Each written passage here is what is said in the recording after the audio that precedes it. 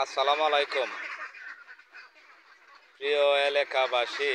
এই যে দেখেন হাঁসটার বয়স হয়েছে 3 মাস, আর 2 মাস পরে ডিম পারবো। যারা হাঁস নতুন হাঁস যারা প্রয়োজন এরা দেখেন, যদি হাঁসটা দেখিয়া পছন্দ হয় মানিক হ্যাসারির চার্জ দিবেন, চার্জ দিয়া যোগাযোগ করবেন। দেখেন হাঁসের গুণমান অবশ্যই ভালো। এই যে দেখেন আরেকজন ব্যাপারী আছে, ব্যাপারী হাঁসটা দেখতে যদি দর দামে মিলে হাঁসটা বিক্রি করা হবে।